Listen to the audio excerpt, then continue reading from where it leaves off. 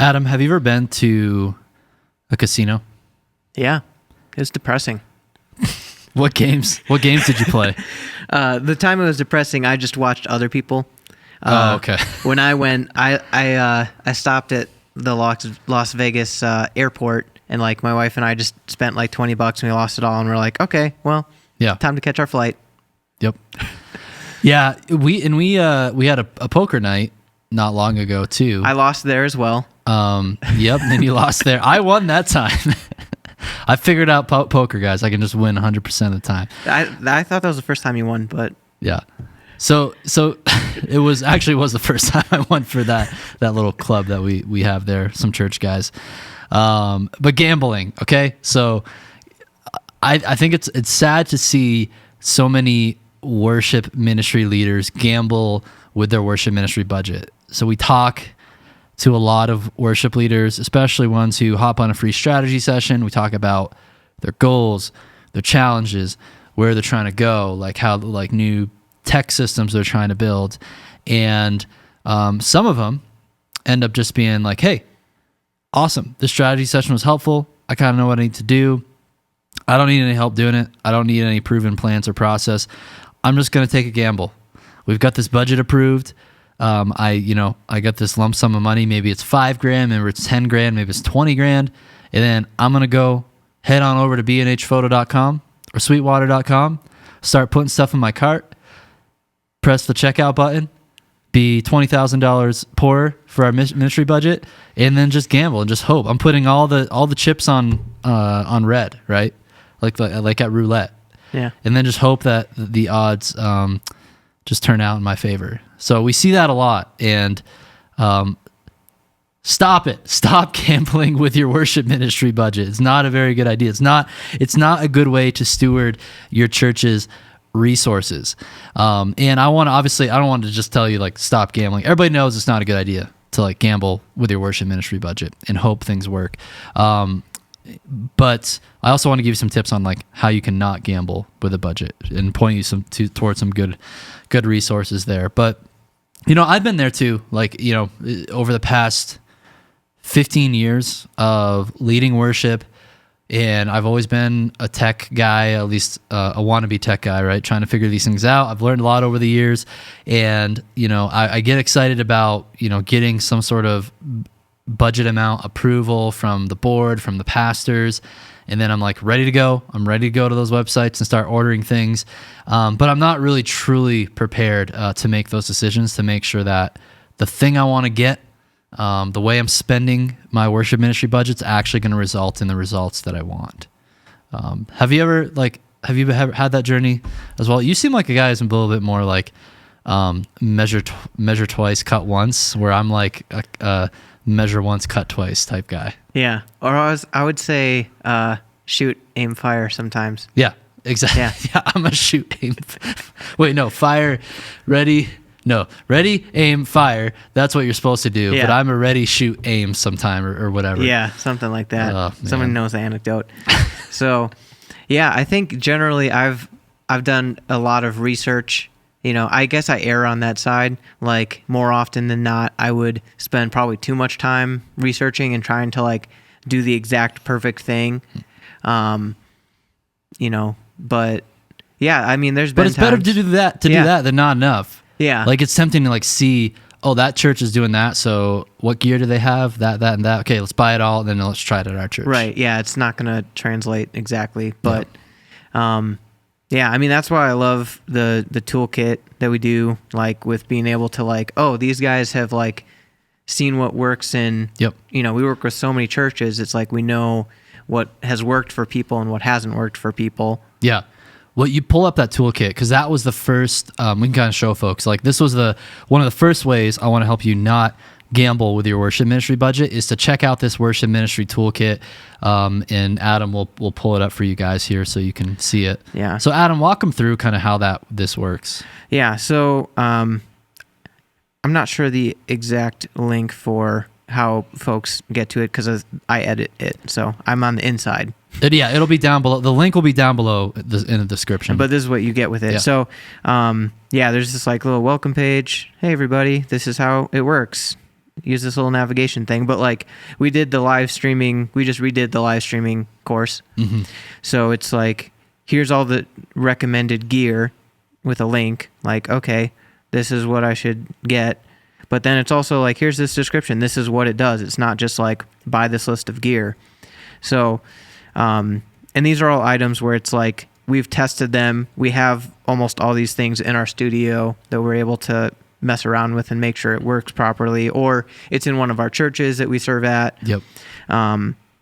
So it's like, if you've gone through this course, and I stress if you've gone through the course and you know like how the thing works and if you need it or not, yeah, here's the link for it. Yeah, you know, because like it's one step to just like get a hold of the right tools, like the gear, software, whatever. But then the next important step is to make sure you actually have the plan ready to rock there. So, for example, on that sheet that you just had up, the top there, it says you can click on the link to the beginner's guide to live streaming for churches, and then boom, you got the tools, you got the step-by-step know-how of how that all works. Show some other tabs here, and we really do keep updating this. It keeps evolving. Like I just did the digital mixing consoles one. I kind of refreshed it with our newest recommendations there. But it's like, boom, everything's there. We recommend the Wing, the Allen and Heath SQ boards, and then there's all the stage boxes you could get with them, personal monitor mixing setups for them. We put the companion YouTube videos with them as well, so you can like watch a YouTube video to make sure, like, I don't know, you can hear pros and cons of each of the piece of gear. Yeah. So, I mean, and I too was literally updating this like 2 minutes before we got on this recording. So it's like, we're working on this all the time. Yeah. Yeah. It's a pretty big toolkit. But we have a caveat that there's a lot of things in the toolkit, and it's not like this is everything that's perfect for your individual church. Like you have to like make sure that you have to just make sure you have a customized plan for your situation, because every local church context is different. I think there's a lot of tools that do work at probably 95% of churches, right? Yeah. Like probably those mixing console recommendations, I think a lot of churches they'll work great for a lot of churches. But then there's a lot of the nitty-gritty smaller stuff, like, you know, maybe a particular camera model wouldn't work well for your church, or especially like a lens, right? Every space is different. You need different focal lengths, all that stuff. So use the toolkit, but also we want to give the caveat to also be mindful, like when you're using it, don't just go buying a bunch of things immediately if you don't have a clear plan. And the other one, another big resource I want to point out to you guys is the Ultimate Guide to Worship Tech video. I'm going to link that down below in the description. Here, it's another YouTube video. You'll find it, I think, on YouTube if you search for it. And it's the newest one, not that one. It is, if you scroll down a couple right there, the February 3rd, 2021. So this is one we published a little while ago. It really walks through the 5 pillars of worship technology, because this is the other big problem in why people end up gambling with their budget, is they're not thinking big picture strategy of the different facets of what makes a great worship tech infrastructure. Of like, you got the audio, you've got the visuals, you've got the automation, you've got the broadcast, and then you got equipping a team. Those are kind of the pillars that I unpack more. It's like a 27-minute long video. Yep. And so many people after watching that video have way more clarity on just direction on like what areas actually need the most attention. Because you might be thinking like, oh, we got $5,000 approved to spend on our tech infrastructure. Let's go spend those on new wireless microphones, when maybe you're still using like an analog mixing console. So it'd be a way better use of your money to like get a digital mixing console and wait on the microphones or something like that. There's kind of an important sequence, I think, to putting these building blocks in place.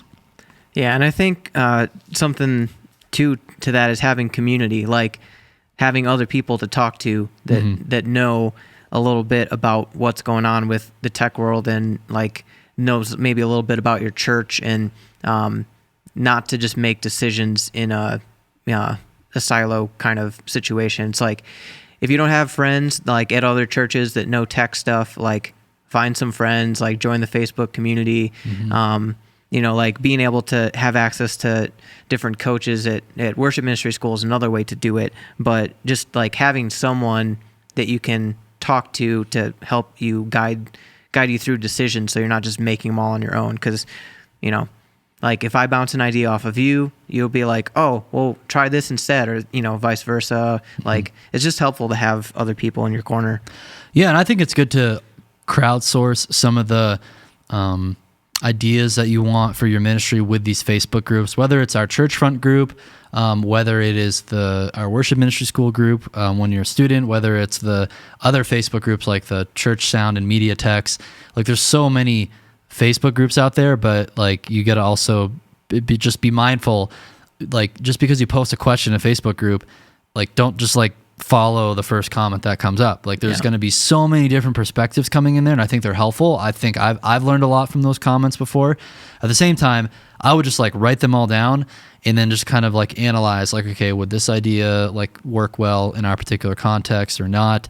You just don't want to like kind of blindly follow every single suggestion out there, because it can be pretty overwhelming. And then again, like I see a lot of questions. What's funny, most of the time in these Facebook groups, I see a question of like, what new thing should I get for my ministry to make things better, right? Or whatever. And then like someone chimes in with like a very strong opinion, but like, first of all, the person asking the question had like provided like zero context for like their church and their needs and goals.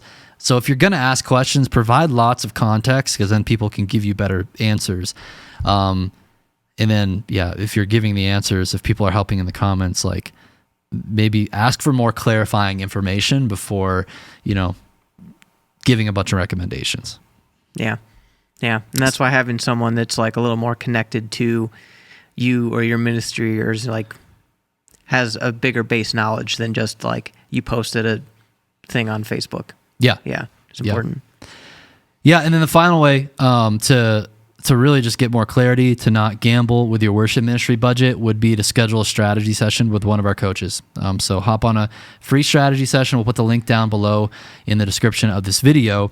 And the purpose of the strategy session, it's going to be clarity. So, if you don't take anything else away from it, you'll at least have so much more clarity on like where you're currently at in your ministry and where you want to take things, your goals. What are the obstacles kind of getting in your way from getting there? And then our coach on the strategy session will help you kind of map out steps to getting there.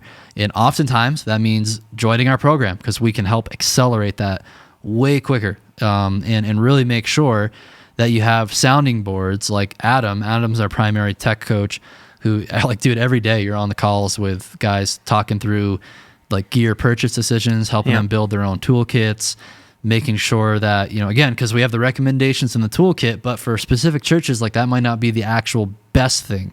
Like and you don't know that though until you talk to them. So, but if anything, just hopping on the strategy session will make you way more self-aware of your worship ministry going through that process, so you have a better plan to move forward than if you didn't hop on the strategy session. So hop on that. That'll reduce the chances of just gambling with your worship ministry budget.